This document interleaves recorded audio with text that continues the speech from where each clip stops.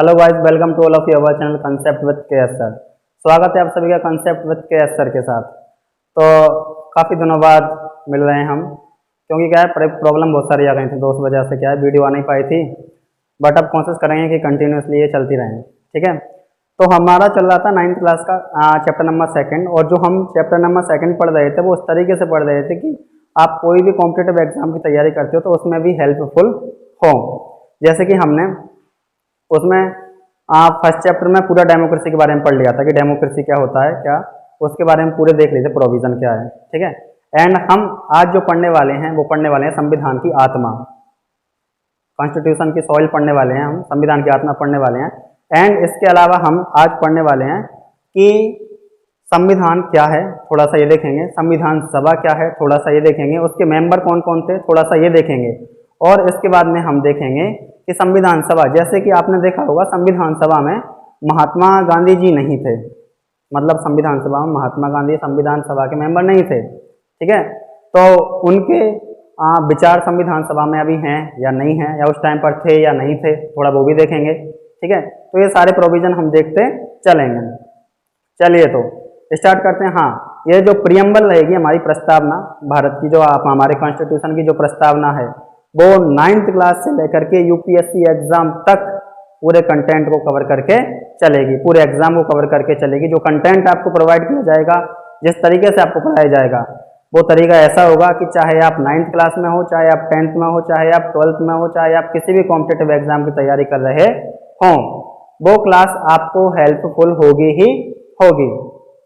तो करते हैं, लेट्स स्टार्ट। और ये जो क्लासें होंगी हमेशा की तरह बाईलैंग्वेज में होने वाली हैं, मतलब हिंदी मीडियम वाले भी और इंग्लिश मीडियम वाले स्टूडेंटों के लिए भी ये क्लासें होने वाली हैं। तो बने रहिए हमारे साथ और देखते रहिए concept with K S sir. चलिए स्टार्ट करते हैं। के S sir, constitution of India, Bharat का संविधान। देखिए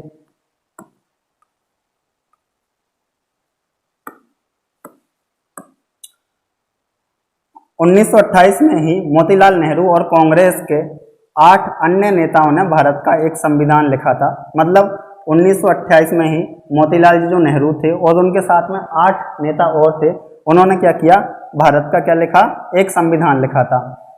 इन 1928 itself Motilal Nehru and Congress eight other leaders wrote a constitution of India. तो भारत का क्या लिखा है, संविधान लिखा। आगे देखिए, भारतीय 1931 में 1931 में कराची में हुए भारतीय राष्ट्रीय कांग्रेस के अधिवेशन में एक प्रस्ताव में यह रूपरेखा रखी गई थी कि आजाद भारत का संविधान कैसा होगा। अब देखो, बोला गया कि कराची अधिवेशन में जो बात रखी गई थी वो यह की गई थी कि आजाद भारत का जो संविधान होगा वो कैसा होगा, क्योंकि अभी अपना क्या है, देश आजाद नहीं हुआ था। जिस सन की अपन, जिस डेट की अपन बात कर रहे हैं, उस डेट पर, उस सन पर अपना क्या है, देश आजाद नहीं हुआ था, अपनी कंट्री को फ्रीडम नहीं मिला था। तो बात कर रहे हैं कि भाई आजाद भारत का कॉन्स्टिट्यूशन कैसा होगा।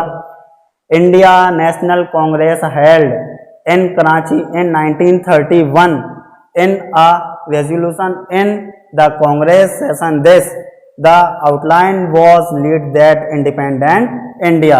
तो बोला गया कि स्वतंत्र भारत का 1930 में ये बोला जा रहा था कराची अधिवेशन में कि जब हमारा भारत स्वतंत्र होगा तो हमारे भारत का कॉन्स्टिट्यूशन कैसा होगा, उसमें क्या क्या प्रोविजन होने चाहिए। भाई पहले रूपरेखा तैयार करेंगे जब भी तो कोई चीज हम निर्माण कर सकते हैं, जब भी तो कोई चीज बना सकते हैं। आगे देखिए,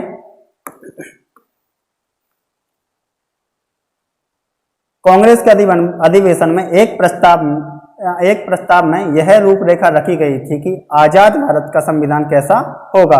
इन दोनों ही दस्तावेजों में स्वतंत्र भारत के संविधान में सार्वभौम वयस्क मताधिकार, स्वतंत्रता और समानता का अधिकार और अल्पसंख्यकों के अधिकार की रक्षा की बात की गई है। तो बोला गया है कि भाई जो हमारा स्वतंत्र भारत का संविधान होगा वो कैसा होगा, तो इसकी कोई रूपरेखा बताई गई है यहाँ पर, इसका थोड़ा सा ध्यान दें आप। देखिए, उन्होंने बोला है कि जो हमारा स्वतंत्र भारत का संविधान होगा उसमें क्या क्या होगा, उसमें एक तो सार्वभौम वयस्क मताधिकार, सार्वभौम वयस्क मताधिकार होगा, स्वतंत्रता होगी और समानता होगी और अल्पसंख्यक, जो इसको अपन माइनॉरिटी बोलते हैं इंग्लिश में, तो माइनॉरिटी के अधिकारों की रक्षा की बात भी की जाएगी।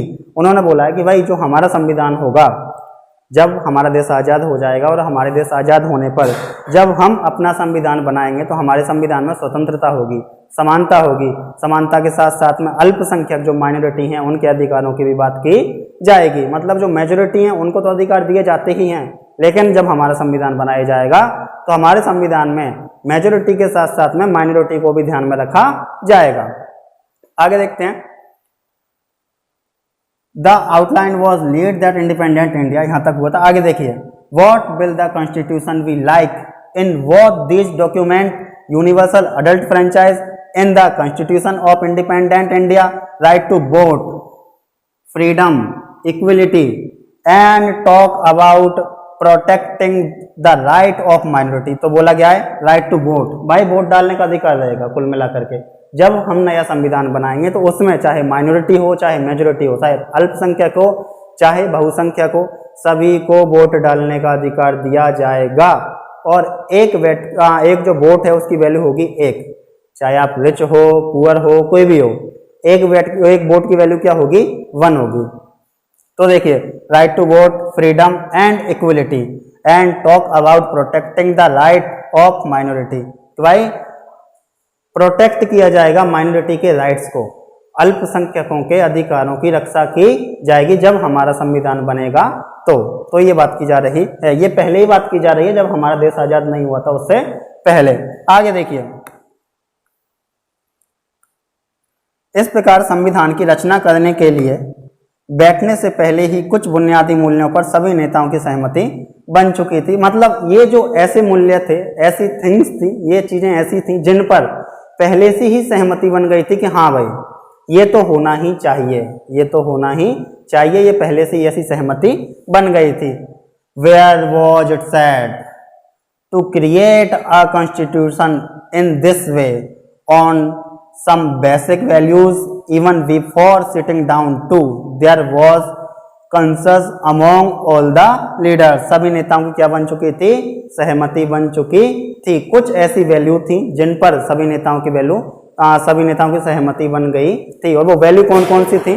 वो वैल्यू समानता, स्वतंत्रता, right to vote, protect minority rights, कि भाई अल्पसंख्यकों के अधिकारों की रक्षा की जाएगी। तो याद रखना है, हमने सबसे पहले देखा कि भाई कराची अधिवेशन में बात की गई थी भाई संविधान बनाने में कौन कौन से वैल्यू आएंगे। तो उसमें जो जो वैल्यू गए पहले अपन ने वो देखा कि हाँ भाई इन वैल्यू की बात की गई है और ये वैल्यू तो होनी ही चाहिए हमारी संविधान सभा में, ठीक है। तो ये वैल्यू तो होनी ही चाहिए।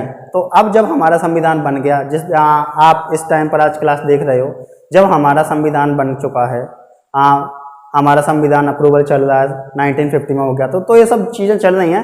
तो आज आप देख पा रहे हो कि ये सब चीज़ें हैं हमारे पास, ये सब चीज़ें हैं, समानता है, स्वतंत्रता है, राइट टू वोट है, अल्पसंख्यकों के अधिकारों की रक्षा की जाती है। तो ये सब चीज़ें क्या है हमारे पास अवेलेबल हैं। तो ये बात कब की गई है? ये बात की गई है 1931 की बात की गई है, कराची अधिवेशन में ये सब मामला चल रहा था। आगे देखते हैं, यहाँ तक शायद आशा करता हूँ कि यहाँ तक आपको समझ में आया होगा। आगे देखिए, अब देखिए हम देख लेते हैं संविधान सभा। यहाँ पे हम फुल डिटेल में नहीं जाएंगे, लाइक ऐसा बिल्कुल नहीं करेंगे कि संविधान सभा पढ़ा तो यूपीएससी जगह पूरा पढ़ दिया। हम नॉर्मली कंपटीशन को लेकर के अभी संविधान सभा, क्योंकि 11th क्लास में भी आएगा, कॉन्स्टिट्यूशन असेंबली जिसको हम संविधान सभा बोलते हैं, वो संविधान सभा 11th क्लास में भी आएगी। तो हम 11th क्लास में डिटेल के साथ में कवर करेंगे इसको, पर यहाँ पर भी हम कम डिटेल नहीं देखेंगे, यहाँ पर भी हम उतनी नॉलेज तो इसके बारे में ले लेंगे तो छोटे मोटे कंपटीशन में ये चीज़ें काम आ सकें। देखिए, और 9th से 12th कॉलेज तक तो ये काम आएंगी, ठीक है। देखिए, कॉन्स्टिट्यूशन असेंबली, संविधान सभा। तो कॉन्स्टिट्यूशन असेंबली का जो सिंबल है भाई, सबसे पहले अपने को पता होना चाहिए कि सिंबल क्या है। तो कॉन्स्टिट्यूशन असेंबली का जो सिंबल है वो क्या है? एलिफेंट है। क्या है? एलिफेंट है। कॉन्स्टिट्यूशन असेंबली का सिंबल क्या है? एलिफेंट है, कॉन्स्टिट्यूशन असेंबली। आगे देखिए, संविधान सभा। देखिए, चुने गए जनप्रतिनिधियों की जो सभा संविधान नामक विशाल दस्तावेज को लिखने का, संविधान नामक विशाल दस्तावेज को लिखने का काम करती है उसे संविधान सभा कहते हैं। The assembly of elected public representatives who writes the constitution of written a huge document called the body that work is called that constitution assembly। तो बोला गया है कि ऐसी सभा जो संविधान को लिखने का काम करेगी।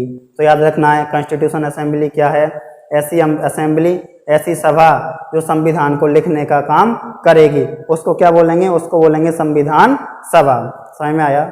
संविधान सभा की डेफिनेशन फिर से बता रहा हूं, ध्यान रखना है कि संविधान सभा क्या है, ऐसी सभा जो संविधान को लिखने का काम करेगी उसी को क्या बोला गया है, संविधान सभा बोला गया है। आगे देखिए, अब आपको मैं नॉर्मली ब्रीफ में बता देता हूं कि कॉन्स्टिट्यूशन क्या होता है, व्हाट इज कॉन्स्टिट्यूशन, संविधान क्या है। नॉर्मली याद रखना है आपको कि संविधान एक बुक है, इट इज ए बुक। क्या है? एक बुक है, एक किताब है जिसमें हमारे लिए मौलिक कर्तव्य, फंडामेंटल ड्यूटीज, हमारे फंडामेंटल राइट, हमारे डीपीएसपी नीति निर्देशक तत्व जिनको हिंदी में बोलते हैं, ये सब कुछ लिखा हुआ है जिसके सहारे हमारे देश की शासन व्यवस्था चलती है, गवर्नेंस सिस्टम रन करता है हमारे देश का। तो संविधान क्या है? It is a book in which many fundamental right, many fundamental duties and DPSP are included. तो ये क्या है? संविधान है, एक किताब है जिसमें नियम, फंडामेंटल राइट, मौलिक अधिकार, मौलिक कर्तव्य, नीति निर्देशक तत्व लिखे हुए हैं। और उसी संविधान को जो लिखने का काम करेगी उसी सभा को बोला गया है संविधान सभा। तो अब लगता है कि आपको समझ में आया होगा कि संविधान सभा क्या है। चलिए आगे चलते हैं। देखिए, भारतीय संविधान सभा के लिए जुलाई 1946 में चुनाव हुए थे। तो जो भारतीय संविधान सभा है उसके लिए इलेक्शन कब हुआ था? तो 1946 में हुआ था। कब हुआ था? 1946 में। To the Indian constitute assembly July 1946 election were held. तो बोला गया है कि कॉन्स्टिट्यूट असेंबली जो थी, संविधान सभा जो थी, उसके लिए चुनाव कब हुए थे? तो जुलाई 1946 में हुए थे। कब हुए थे? जुलाई 1946 में हुए थे। आगे देखिए, संविधान सभा की पहली बैठक दिसंबर 1946 में हुई थी। तो संविधान सभा की पहली बैठक कब हुई थी? दिसंबर 1946 में। First meeting of the constituent assembly it took place in December 1946। तो बोला गया है कि जो पहली सिटिंग थी, पहली बार बैठक हुई थी, जो पहली बार बैठक कब हुई थी? दिसंबर 1946। कराची अधिवेशन याद है ना, 1931, वहीं पर संविधान की बात की जा रही थी। उसके बाद में हमने देखा है कि 1946 में क्या हुआ है, दिसंबर 1946 में पहली बैठक हुई है। दिसंबर 1946 में क्या हुआ है? पहली बैठक हुई है। और पहला इलेक्शन कब हुआ था संविधान सभा के लिए? याद रखना है, पहला इलेक्शन हुआ था जुलाई 1946। कब हुआ था? जुलाई 1946। और पहली बैठक दिसंबर 1946, पहली बैठक दिसंबर 1946। कराची अधिवेशन हुआ था अपना 1931। कब हुआ था? 1931। याद रखनी है डेट थोड़ी आपको। देखिए, अब आगे बोला गया है कि दिसंबर 1946 को हुई थी। इसके तत्काल बाद, जैसे ही बैठक हुई उसके तत्काल बाद देश दो हिस्सों भारत और पाकिस्तान में बट गया। एक बन गया सर भारत और एक बन गया सर पाकिस्तान। तो बोला गया है कि जब पहली बैठक हुई तो पहली बैठक के बाद ही अपनी कंट्री, अपना देश दो हिस्सों में बट गया था। एक हिस्सा पाकिस्तान हो गया था और एक हिस्सा हिंदुस्तान हो गया था। मतलब जिसको अपन भारत बोल रहे हैं, इंडिया जिसको हम बोलते हैं भारत। तो दो हिस्सों में क्या बट गया था? देश बट गया था। अब देखिए, इधर देख लेते हैं इंग्लिश मीडियम वाले बच्चों के लिए।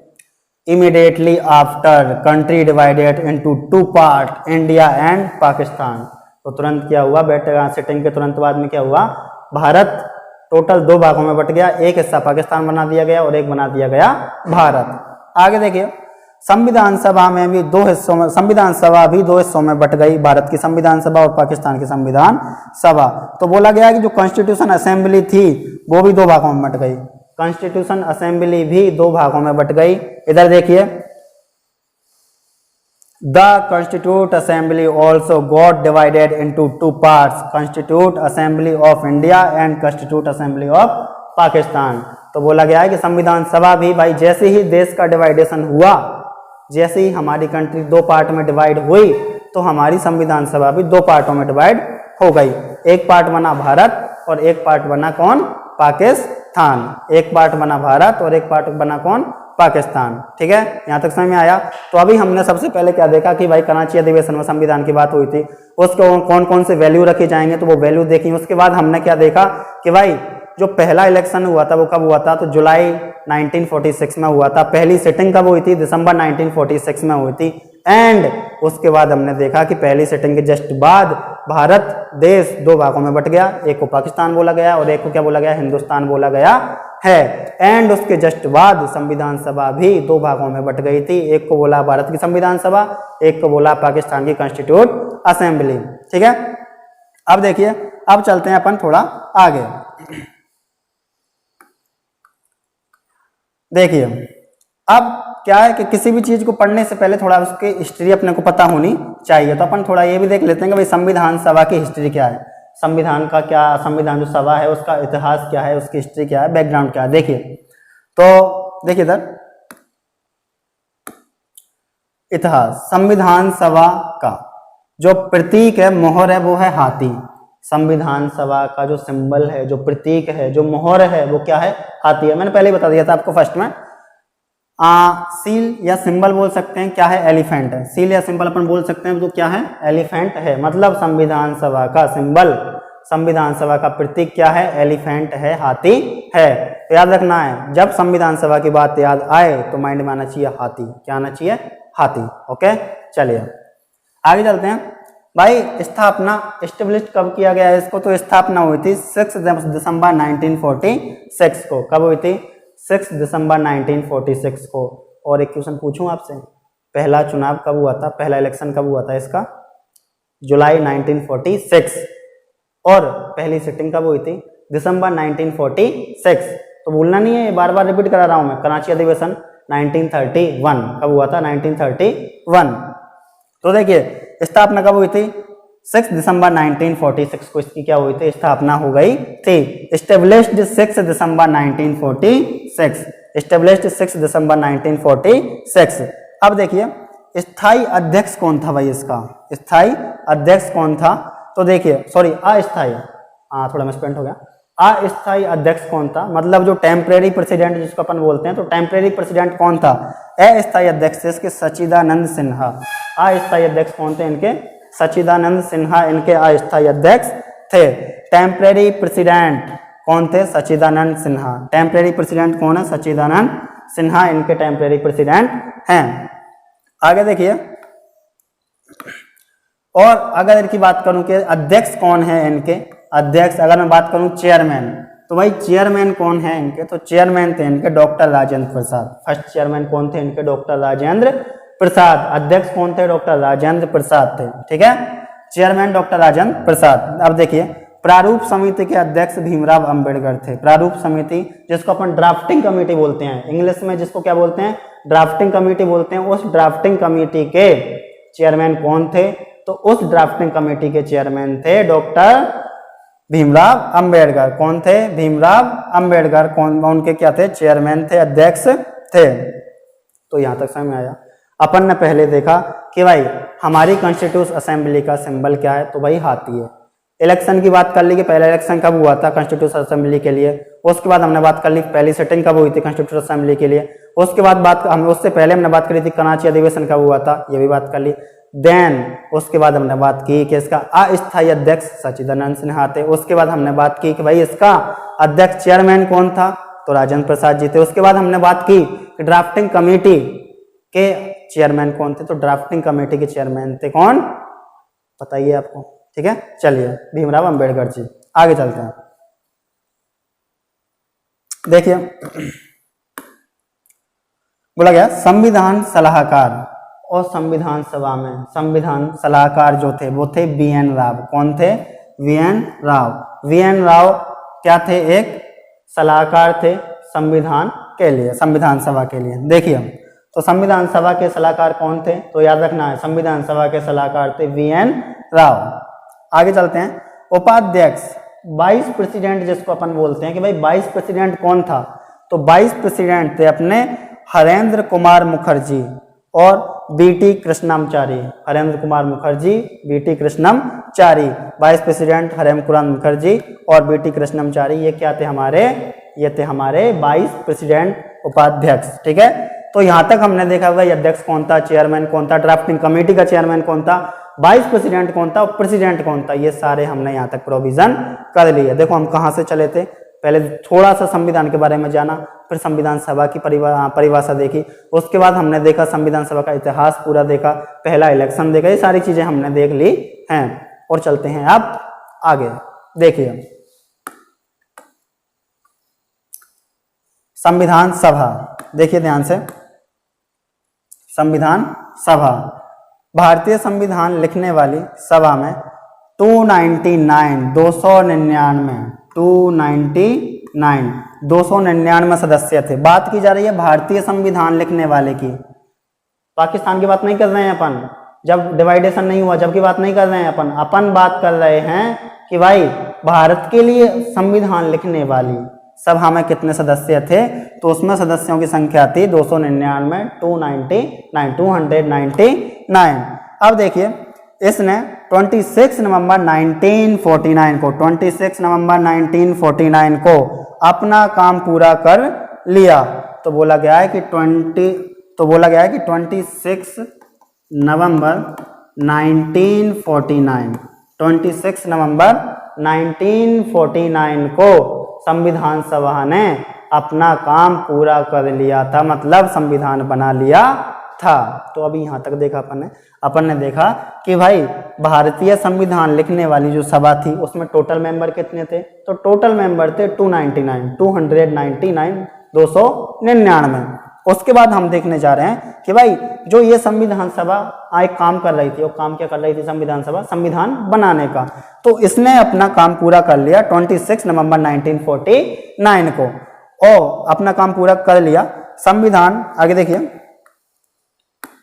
आगे बोला गया है संविधान 26 जनवरी 1950 को लागू हुआ। इसी दिन की याद में हम हर साल 26 जनवरी को गणतंत्र दिवस मनाते हैं।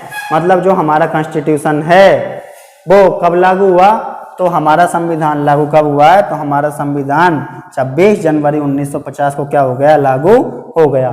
26 जनवरी 1950 को हमारा संविधान क्या हो गया था, लागू हो गया था। आगे देखते हैं, और इसी दिन की याद में, ठीक है, और इसी दिन की याद में हम हर साल 26 जनवरी को गणतंत्र दिवस मनाते हैं। तो अब आपको पता चला होगा कि हम गणतंत्र दिवस 26 जनवरी को ही क्यों मनाते हैं, पहले भी तो मना सकते थे। ठीक है, और इसका जो और बड़ा वाला रीजन है कि भाई 26 जनवरी को, जो जैसे कि हमने बोला कि 26 जनवरी को गणतंत्र दिवस मनाते हैं, इसका बिल्कुल जो आपको बहुत सटीक आंसर मिलेगा वो मिलेगा प्रियम्बल में। जब अपन प्रियम्बल वाली क्लास लेंगे तो उसमें आपको पता चलेगा कि भाई 26 जनवरी को ही हम रिपब्लिक डे, गणतंत्र दिवस क्यों मनाते हैं। आगे देखिए, constitution assembly, the one who wrote the Indian constitution, there were 299 members in the meeting. तो बोला गया है कि भाई टोटल मेंबर कितने थे जो भारतीय संविधान को लिखने वाले थे संविधान सभा में, वो थे 299। इट लुक इफेक्ट ऑन 26 नवंबर 1949 कंप्लीट ईयर वर्क। तो बोला गया है कि भाई इसने क्या किया था, अपना जो काम पूरा कर लिया था 26 नवंबर 1949 को।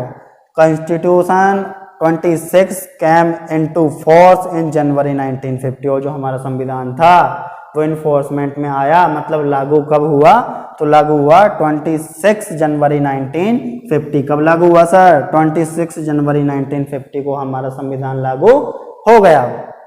आगे देखिए, आगे बोला गया है मेमोरी ऑफ दिस डे, और इस दिन की याद में we celebrate Republic Day every year on 26 January, let's celebrate.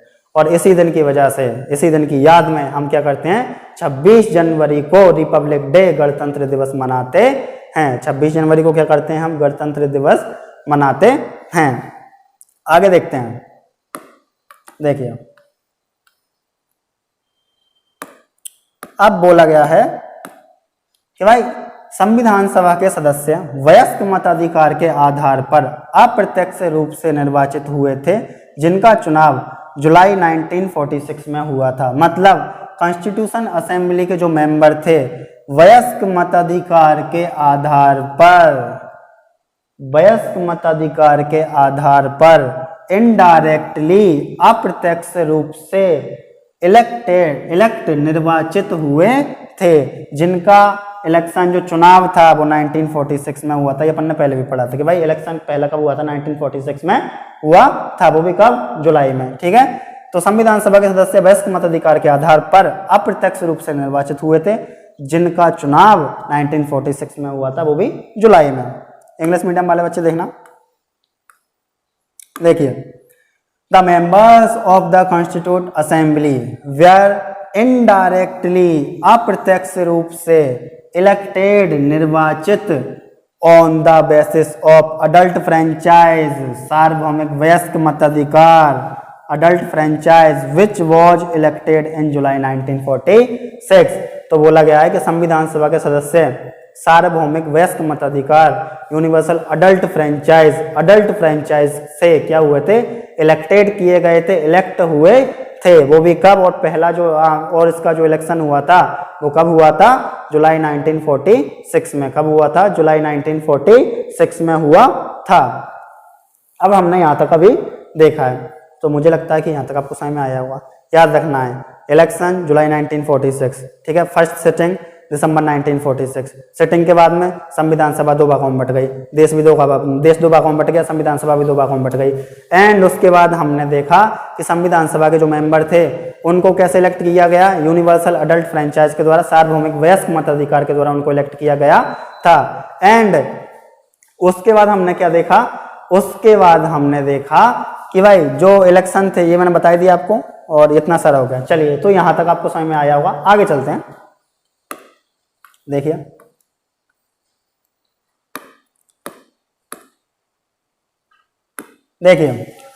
तो संविधान सभा के सदस्य भारत के राज्यों की सभाओं के निर्वाचित सदस्यों के द्वारा चुने गए थे। मतलब कॉन्स्टिट्यूट असेंबली के जितने भी मेंबर थे, जितने भी सदस्य थे, वो भारत के राज्यों की, इंडिया के जितने भी इंडिया के स्टेट की सभाओं के निर्वाचित, मतलब इलेक्टेड मेंबर्स के द्वारा चुने गए थे।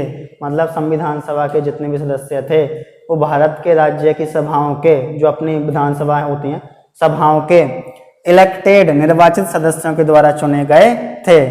तो याद रखना है, संविधान सभा के सदस्य कैसे चुने गए थे, तो संविधान सभा के सदस्य कहां से चुने गए थे, तो संविधान सभा के सदस्य चुने गए थे भारत के राज्यों की सभाओं के द्वारा, भारत के राज्य की सभाओं के जो मेंबर थे उनके द्वारा। इतना याद रखना है। और इसके मैंने बता दिया कि भाई किस टाइप से इलेक्शन हुए थे, तो इनडायरेक्टली, अप्रत्यक्ष रूप से चुने गए थे।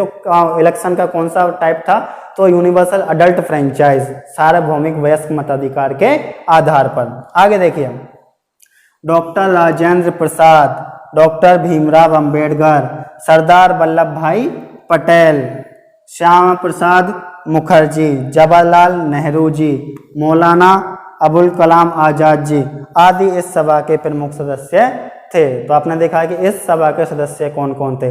अब इसमें आपको गांधी जी नहीं दिख रहे हैं कहीं, तो याद रखना है, गांधी जी संविधान सभा के मेंबर नहीं थे, गांधी जी संविधान सभा के सदस्य नहीं थे। तो कौन कौन थे, एक बार इंग्लिश मीडियम वाले बच्चों के साथ पढ़ेंगे। देखिए इधर, members of the constituent assembly from the state of India were elected by the elected members of the assemblies। तो बोला गया है कि संविधान सभा के जो मेंबर हैं वो चुने गए थे भारत के राज्यों की सभाओं के मेंबरों के द्वारा। देखिए आगे कौन कौन इसके मेंबर थे संविधान सभा के, तो डॉक्टर राजेंद्र प्रसाद हो गए, डॉक्टर BR अम्बेडकर हो गए, सरदार वल्लभ भाई पटेल जी हो गए, श्यामा प्रसाद मुखर्जी हो गए, और अगर आगे बात करें अपन तो जवाहरलाल नेहरू जी हो गए और मौलाना अबुल कलाम जी हो गए। तो ये सब क्या है, संविधान सभा के सदस्य थे। He was a prominent member of this meeting. तो प्रोमिनेंट प्रमुख, तो ये जो सदस्य हैं, जो मेंबर हैं, वो संविधान सभा के क्या हैं, प्रमुख मेंबर हैं। तो हमने देखो सबसे पहले थोड़ा संविधान के बारे में जाना, थोड़ा संविधान सभा के बारे में जाना, उसका इतिहास जाना, उसमें कितने मेंबर हैं ये जाना, कब स्थापना हुई थी ये जाना, क्या सिंबल था ये जाना, पहला इलेक्शन कब हुआ था ये जाना। उसके बाद में हमने जाना कि पहली सिटिंग कब हुई थी, उसके बाद में उससे पहले हमने जाना कराची अधिवेशन कब हुआ था, उसके बाद हमने जाना कि जब पहली सिटिंग हुई थी उसके बाद संविधान भारत जो था 2 भागों में डिवाइड हो गया, संविधान सभा भी 2 भागों में डिवाइड हो गई। उसके बाद हमने जाना कि संविधान सभा के कितने मेंबर थे और कौन कौन से प्रमुख मेंबर थे, ये सारी चीजें हमने देखी हैं। तो कोशिश कर रहा हूँ कि आपको अच्छे समझ में आया, मुझे लगता है कि आपको अच्छे समझ में आया होगा। चलिए आगे चलते हैं।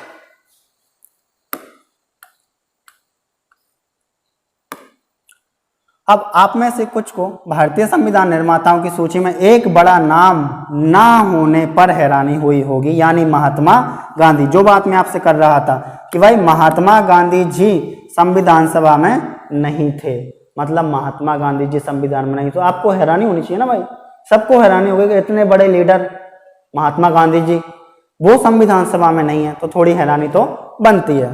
तो चलिए, महात्मा गांधी जी का नाम वे संविधान सभा के सदस्य नहीं थे, पर संविधान सभा के अनेक सदस्य उनके विचारों के अनुयायी थे। मतलब महात्मा गांधी संविधान सभा के सदस्य नहीं थे, पर संविधान सभा के बहुत सारे ऐसे मेंबर थे जो महात्मा गांधी के विचारों को फॉलो करते थे, जो महात्मा गांधी को अपना आदर्श मानते थे, ऐसे बहुत सारे थे। आगे देखिए अनुयायी थे। 1931 में अपनी पत्रिका यंग इंडिया में उन्होंने संविधान से अपनी अपेक्षा के बारे में लिखा। मतलब 1931 में अपनी एक पत्रिका जिसका नाम है यंग इंडिया, तो यंग इंडिया में उन्होंने संविधान कैसा होना चाहिए, मतलब वो संविधान से क्या चाहते हैं, मतलब जो संविधान सभा बना रही है संविधान को, वो चाहते हैं कि संविधान सभा ऐसा संविधान बनाए जो उन्होंने कहाँ पे लिखा, यंग इंडिया में लिखा। मतलब महात्मा गांधी के अनुसार संविधान कैसा बनना चाहिए, महात्मा गांधी चाहते क्या है संविधान से, वो सब कुछ कहाँ लिखा हुआ है, यंग इंडिया में लिखा हुआ है। डोंट वरी, अपन पढ़ेंगे यंग इंडिया में क्या लिखा हुआ है, वो भी अपने पास अपन पढ़ेंगे कि यंग इंडिया में क्या लिखा हुआ है। वेट, थोड़ा इंतजार। आगे देखिए Indian constitution to some of you not having a big name in this list of manufacturers but he must have been surprised that is Mahatma Gandhi ji name. He was not a member of the Constituent Assembly, but आपको आश्चर्य हुआ होगा कि महात्मा गांधी नहीं है, तो आश्चर्य तो बनता है, सरप्राइज तो अपन होते ही हैं, लेकिन मैनी मेंबर्स बहुत सारे सदस्य ऑफ द कॉन्स्टिट्यूट असेंबली संविधान सभा के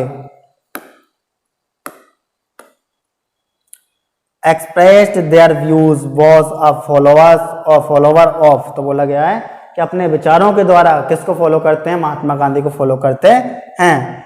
इन 1931 in this magazine young India और 1931 में 1931 में अपनी पत्रिका जिसका नाम है यंग इंडिया, जिसका नाम क्या है, young India, he expressed this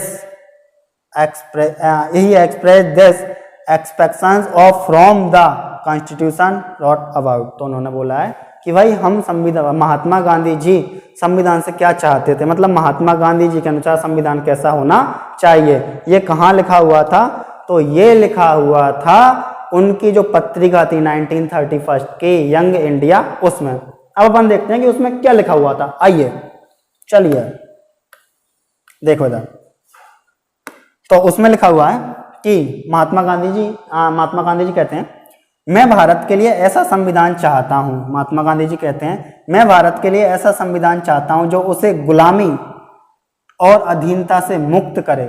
मतलब मैं भारत के लिए ऐसा संविधान चाहता हूं जो उसे गुलामी और अधीनता से मुक्त करे। मैं ऐसे भारत के लिए प्रयास करूंगा जिसे सबसे गरीब व्यक्ति भी अपना माने और उसे लगे कि देश को बनाने में उसकी भी भागीदारी है। मतलब उन्होंने बोला कि भाई मैं संविधान से ये चाहता हूं, या मैं ऐसा संविधान चाहता हूं जिसमें गुलामी और अधीनता से लोग मुक्त हो जाएं। अधीनता मतलब होता है कि कोई दूसरा जो एक बोल सकते हैं कि एक बड़ा इंसान छोटे इंसान को अपने अधीन रखता, मतलब उसे दबा करके रखता है। तो महात्मा गांधी जी का मानना है कि भाई गुलामी ना हो, अधीनता ना हो, ये नहीं होना चाहिए, ठीक है, सबको समानता का अधिकार हो, वो ऐसा चाहते हैं। और उन्होंने बोला है कि गरीब से गरीब आदमी को भी ऐसा फील होना चाहिए, ऐसा लगना चाहिए कि भाई इस संविधान के द्वारा जब गरीब आदमी को भी संविधान पढ़े वो, तो उसको लगना चाहिए कि देश को आजाद कराने में मेरी भी भूमिका है, वरना उसको तो पता ही नहीं है बेचारे को कि देश आजाद हो गया या उसने क्या कंट्रीब्यूशन किया देश को आजाद कराने में। तो गरीब से गरीब आदमी को भी ये लगना चाहिए कि देश को आजाद कराने में उसकी भी भूमिका है। आगे देखिए, उसकी भी भागीदारी है। ऐसा भारत जिसमें लोगों का उच्च वर्ग और निम्न वर्ग ना रहे। उनका कहना है कि ऐसा भारत हो जिसमें लोगों का उच्च वर्ग हाई क्लास, निम्न वर्ग लोअर क्लास, ऐसा कुछ नहीं हो, सब इक्वल हो, ऐसा उनका मानना था। ऐसा भारत जिसमें सभी समुदाय के लोग पूरे मेलजोल से रहें, मतलब जितनी भी कम्युनिटी हैं वो सब एक साथ मिलजुल के रहें। ऐसे भारत में छुआछूत या शराब और नशीली चीजों के लिए कोई जगह ना हो, औरतों को भी मर्दों जैसे अधिकार हो, मैं इससे कम पर संतुष्ट नहीं हो पाऊंगा। महात्मा गांधी जी। तो महात्मा गांधी जी क्या कह रहे हैं? महात्मा गांधी जी कह रहे हैं कि भारत ऐसा हो जिसमें गरीब और अमीर जैसा कुछ ना हो, गरीबों को भी उनका कहना है, गरीब और अमीर का मतलब है, उनका कहना है कि अधिकारों के आधार पर तो ऐसा बिल्कुल नहीं होना चाहिए भाई, अधिकारों के आधार पर तो गरीब और अमीर होना ही नहीं चाहिए, ऐसा गांधी जी कह रहे हैं। और आगे गांधी जी कहते हैं कि पूरे देश में सब मिलजुल के, जितनी भी समुदाय हैं, जितनी भी कम्युनिटी हैं, सब मिलजुल के एक साथ रहें। और महात्मा गांधी जी कह रहे हैं कि जितनी भी स्त्रियां हैं उन सबको पुरुषों के समान क्या मिले? राइट मिले, उन सबको पुरुषों के समान क्या मिले? अधिकार मिले। और इससे कम पर तो महात्मा गांधी जी संतुष्ट होने से रहे, और इससे कम पर तो महात्मा गांधी जी संतुष्ट होने पर रहे, मतलब वो इससे कम पर नहीं मानेंगे भाई, ऐसा उनका कहना है। देखिए, want a constitution for I want a constitution for India which will free it from slavery and subjection. Do I will strive of such an India that even the poorest of the poor can accept as their own. तो बोला गया है कि भाई गरीब से गरीब लोग भी क्या करें, उनको लगे कि भाई भारत में उनकी भागीदारी है। आगे देखिए, इफ यदि he accepts and feel that he too has a stake in making the country, तो बोला गया है इंडिया इज लाइक दिस, तो बोला गया है कि देश को फ्रीडम को दिलाने में, देश को बनाने में गरीब से गरीब आदमी को भी ऐसा लगना चाहिए कि उसकी भी भागीदारी है, गरीब से गरीब आदमी को भी कैसा लगना चाहिए कि उसकी भी भागीदारी है। आगे देखिए, an India in which there is no upper class and lower class of people, तो बोला गया है कि इंडिया में क्या नहीं होना चाहिए भाई, उनका मानना है कि ऐसा बिल्कुल ना हो कि कोई अपर क्लास या कोई लोअर क्लास, तो ये लोअर क्लास और अपर क्लास वाला मामला तो होना ही नहीं चाहिए अधिकारों के तौर पर, ठीक है ना, छुआछूत के तौर पर, ये सब अनटचेबिलिटी जिसको अपन इंग्लिश में बोलते हैं, आर्टिकल 17 में आता है, तो ये सब चीजें तो होनी ही नहीं चाहिए भाई। अनटचेबिलिटी कि भाई हम बहुत कोई निम्न वर्ग का है तो उसका पानी नहीं पिएंगे, पहले बहुत चलता था ये कि निम्न वर्ग का है तो हम पानी नहीं पिएंगे, उच्च वर्ग का है तो हम पानी पिएंगे या खाना खाएंगे उसके साथ, ये बिल्कुल नहीं होना चाहिए। पहले क्या होता था, निम्न वर्ग के वाले बच्चों के साथ में जो उच्च वर्ग वाले बच्चे थे, हाई क्लास वाले थे, वो लोअर क्लास वालों के साथ में पढ़ना बैठना खाना पसंद नहीं करते थे। ये क्यों भाई, ये डिस्क्रिमिनेशन क्यों? तो ये नहीं होना चाहिए, गांधी जी का ऐसा मानना था। गांधी जी कहते हैं कि भाई औरतों को जितने अधिकार दिए हैं वो पुरुषों के समान होने चाहिए, मतलब पुरुषों को जितने अधिकार मिले उतने औरतों को भी तो मिले, गांधी जी ऐसा कह रहे हैं, ठीक है। आगे देखिए, the people of the community should live in complete harmony in such India untouchability, छुआछूत जिसको अपन बोलते हैं, और एल्कोहल शराब एंड और there should be no place for intoxicant, ठीक है, जहरीली जितनी भी चीजें हैं। Women should also have right, महिलाओं को अधिकार होना चाहिए, लाइक मैन, पुरुषों के समान। I am less than this but I will not be satisfied, तो बोला गया है महात्मा गांधी ने कि इससे कम पर तो मैं संतुष्ट नहीं हो सकता। तो आपने देखा कि भाई महात्मा गांधी जी भले ही संविधान सभा में नहीं थे, अपन ने पहले देखा कि भाई महात्मा गांधी जी संविधान सभा में नहीं थे। भले ही महात्मा गांधी जी संविधान सभा में नहीं है, लेकिन महात्मा गांधी के विचार तो हैं, महात्मा गांधी के आदर्श तो हैं, ठीक है। तो महात्मा गांधी ने यंग इंडिया जो अपनी पत्रिका थी उसमें ये सब कुछ लिखा। उनके अनुसार संविधान ऐसा होना चाहिए। 1931 में जब उनकी पत्रिका आई थी यंग इंडिया, उसमें ऐसा लिखा गया था। तो अपन ने यहां तक देखा, आगे देखते हैं। चलिए, थैंक्स फॉर वॉचिंग। तो ये अपनी क्लास थी, कैसी लगी आपको अपना सजेशन जरूर दें, और कोई क्लास में कोई कमी लगी हो तो मुझे जरूर बताएं, मैं धीरे धीरे ठीक करने की कोशिश करूंगा, ठीक है। तो आज हमने देखा, थोड़ा सा संविधान की डेफिनेशन के बारे में जाना, संविधान सभा को हमने विस्तार से पढ़ लिया है, ठीक है। ये आपको कॉम्पिटिटिव लेवल एग्जाम में भी और स्कूल लेवल कॉलेज लेवल में भी हेल्प करेगी। फिर तो क्लास कैसी लगी आप मुझे जरूर बताएं, अपना सजेशन जरूर दें, और कोई मिस्टेक हुई हो तो हमें बताएं, हम धीरे धीरे सुधार करने की कोशिश करेंगे। धन्यवाद, प्रणाम।